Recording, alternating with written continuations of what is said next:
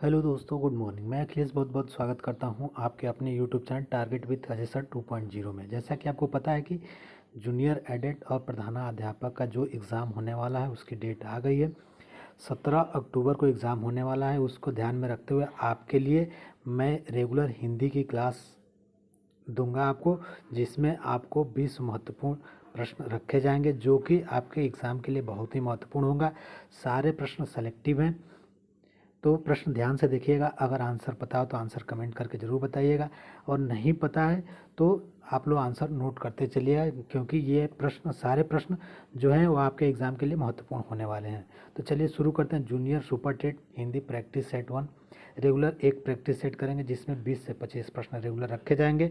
उम्मीद करेंगे कि आपको प्रश्न अच्छा लगेगा। अगर अच्छा लगे तो वीडियो को ज़रूर लाइक कर दीजिएगा। अगर चैनल को सब्सक्राइब नहीं किया तो चैनल को ज़रूर सब्सक्राइब कर दीजिएगा, और लिंक को अपने दोस्तों के पास भी शेयर कर दीजिएगा। तो चलिए शुरू करते हैं। प्रश्न नंबर 1। प्रश्न नंबर 1 कह रहा है कि भारतीय साहित्य की भूमिका के लेखक हैं।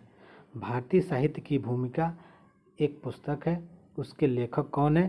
तो इसका सही आंसर हो जाएगा option number B, Ramvilas Sharma. Option number B हो जाएगा, रामविलास शर्मा भारतीय साहित्य की भूमिका के लेखक हैं। ऑप्शन नंबर बी सही हो जाएगा। चलिए अगला प्रश्न देखते हैं। प्रश्न नंबर 2 क्या कह रहा है? प्रश्न नंबर 2 है,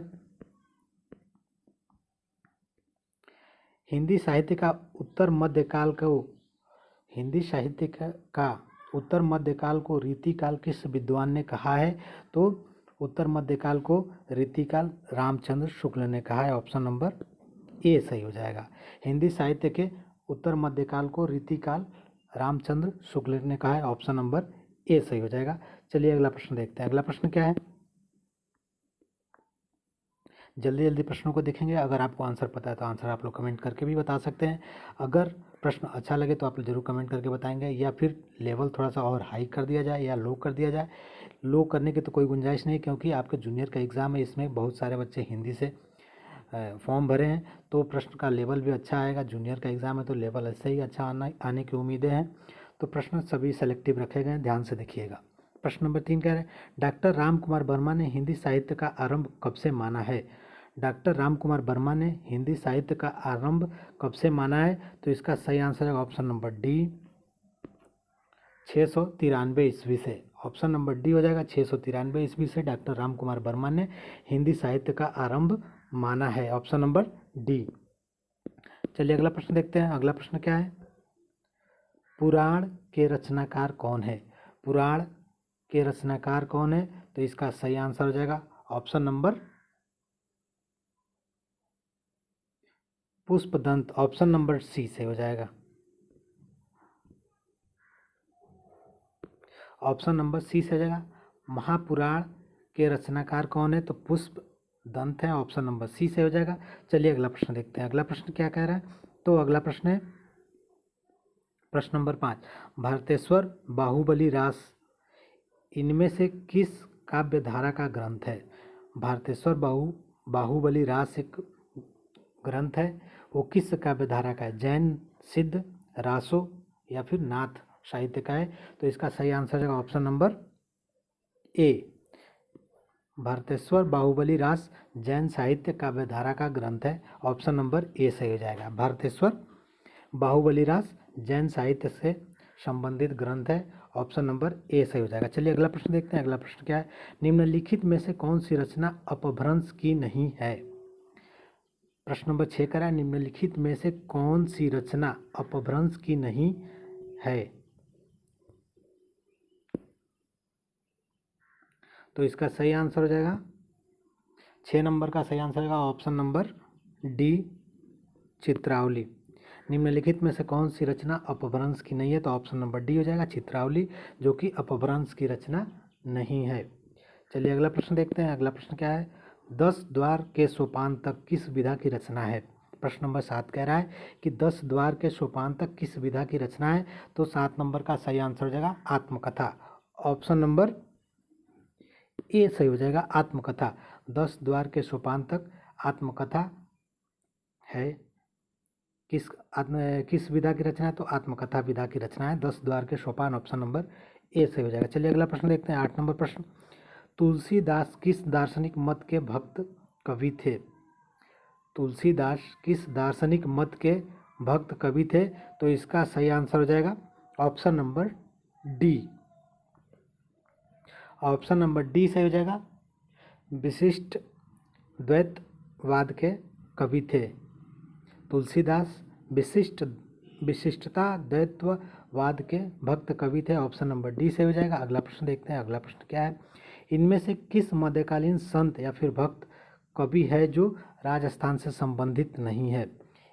4 विकल्प दिए गए हैं, इनमें से उस कवि का नाम बताना है जो मध्यकालीन भक्त या फिर मध्यकालीन संत कवि का संबंध राजस्थान से नहीं है। तो इसका सही आंसर हो जाएगा ऑप्शन नंबर ए, मूलक दास।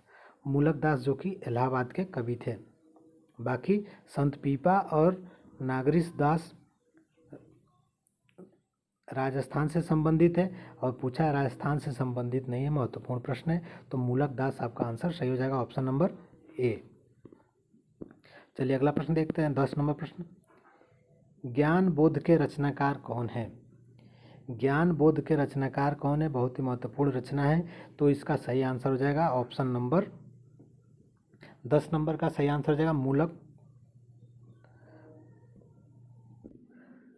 10 नंबर में एक ऑप्शन आपका ये नहीं है, यहाँ पे मूलक दास है, थोड़ा सा मिसप्रिंट हो गया है।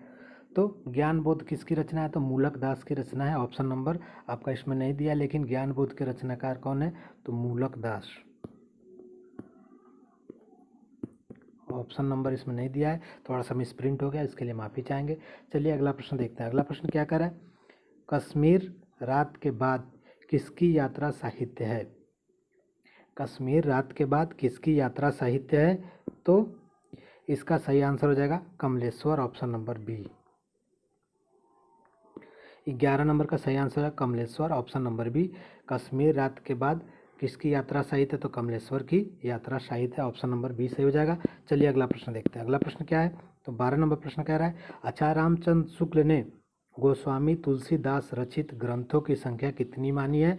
तो रामचंद्र शुक्ल ने गोस्वामी तुलसीदास द्वारा रचित ग्रंथों की संख्या 12 मानी है, ऑप्शन नंबर सी सही हो जाएगा।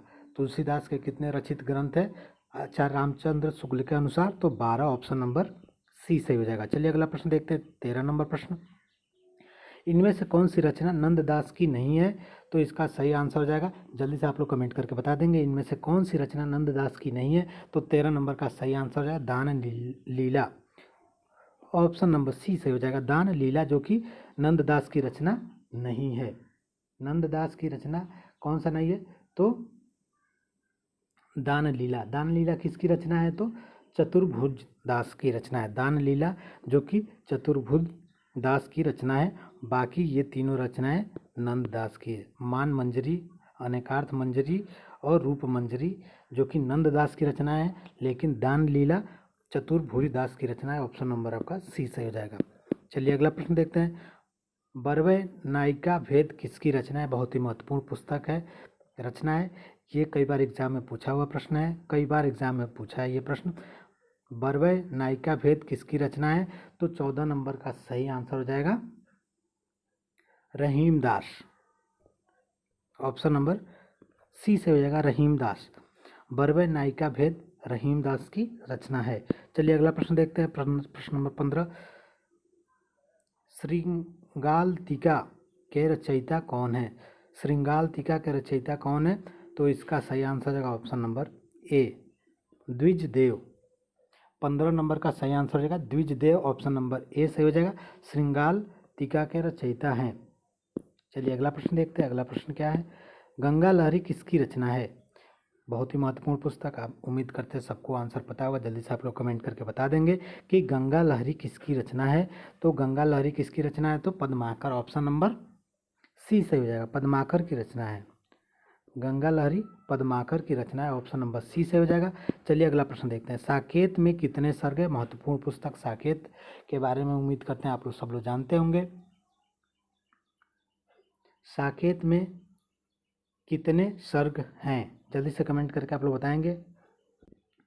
साकेत जो कि मैथिली शरणागुप्त का बहुत ही रचित महाकाव्य कहेंगे इसको। तो इसमें कितने सर्ग हैं? तो जल्दी से आप लोग कमेंट करके बताएंगे।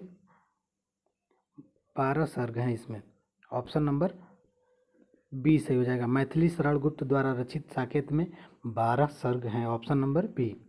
चलिए अगला प्रश्न देखते हैं, 18 नंबर प्रश्न। प्रसाद की किस कृति का अन्य भाषाओं में भी अनुवाद किया गया है? तो जयशंकर प्रसाद की कामायनी एक रचना है जिसका अन्य भाषाओं में भी अनुवाद किया गया है। ऑप्शन नंबर सी सही हो जाएगा, कामायनी। कामायनी का अन्य भाषाओं में भी अनुवाद किया गया है। कामायनी किसके द्वारा रचित है? तो जयशंकर प्रसाद द्वारा रचित है। अगला प्रश्न देखते हैं, 19 नंबर। हिंदी का संबंध प्रगतिवाद से नहीं है, किस कवि का संबंध प्रगतिवाद से नहीं है? यहाँ पे किस छूट गया है तो देख लीजिएगा। प्रश्न है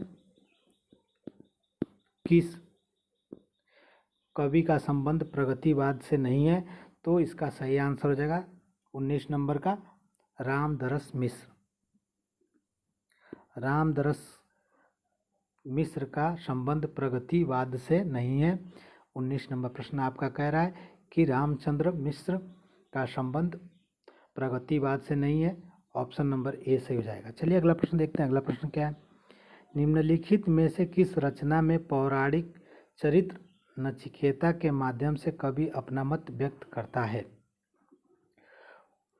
वो कौन सा रचना है जिसमें एक पौराणिक रचना है जिसमें चरित्र अब किसका है? तो नचिकेता के माध्यम से कवि अपना मत व्यक्त करता है। तो इसका सही आंसर हो जाएगा आत्मजयी। ऑप्शन नंबर सी सही हो जाएगा, आत्मजयी। आत्मजयी किसके द्वारा रचित है? तो कुंवर नारायण की एक कृति है। पौराणिक चरित्र नचिकेता के माध्यम से कवि उसमें अपना मत व्यक्त कर रहा है। ऑप्शन नंबर सी सही हो जाएगा। चलिए अगला प्रश्न देखते हैं, जूठन के लेखक कौन है? जूठन के लेखक कौन है? तो जूठन एक दलित आत्मकथा है जो 1997 में प्रकाशित की गई थी। इसके लेखक हैं ओम प्रकाश वाल्मीकि। ओम प्रकाश वाल्मीकि जूठन के लेखक है जो एक दलित आत्मकथा है। इसका प्रकाशन 1997 में हुआ था। चलिए अगला प्रश्न देखते हैं, 22 नंबर प्रश्न, ग्रामर से संबंधित। निम्नलिखित में से कौन सा ट वर्ग में नहीं है? उम्मीद करते हैं ये प्रश्न आपको पता होगा। 25 प्रश्नों में सबसे आसान प्रश्न यही होगा। निम्नलिखित में से कौन सा ट वर्ग में नहीं है? तो इसका सही आंसर हो जाएगा ध, जो कि त वर्ग का शब्द है। चलिए अगला प्रश्न देखते हैं। अगला प्रश्न क्या है, शब्दकोश में कौन सा शब्द सबसे पहले आएगा? तो शब्दकोश के अनुसार अगर देखेंगे तो आँख पहले आएगा, सबसे पहले आँख आएगा, उसके बाद से आँच आएगा, फिर आकार और आग। तो इसका सही आंसर हो जाएगा आँख, जो कि 1 नंबर, 2 नंबर 5, 4 नंबर पर आपका आएगा आग, 3 नंबर पे आकार। चलिए अगला प्रश्न देखते हैं। अगला प्रश्न क्या कह रहा है, 24 नंबर प्रश्न, निम्नलिखित में से कौन सा विराम चिन्ह का प्रकार नहीं है? तो विराम चिन्ह के बारे में अगर आपको पता होगा तो विराम चिन्ह कितने होते हैं कामता प्रसाद गुरु के अनुसार, आप लोग कमेंट करके जरूर बताएंगे। और इसमें से कौन सा विराम चिन्ह नहीं है? तो उपदेशक, जो कि विराम चिन्ह नहीं है। निर्देशक विराम चिन्ह होता है, लाघव और विवरण जो कि विराम चिन्ह होता है, लेकिन उपदेशक कोई विराम चिन्ह नहीं होता है। इसलिए आपका ऑप्शन सही हो जाएगा ऑप्शन नंबर बी, उपदेशक। चलिए अगला प्रश्न देखते हैं, 25 नंबर प्रश्न और आज का अंतिम प्रश्न होगा। निम्नलिखित शब्दों में से कौन सा शुद्ध है? निम्नलिखित शब्दों में से कौन सा शुद्ध? विदुषी लिखा है, लेकिन कौन सा विदुषी शुद्ध है?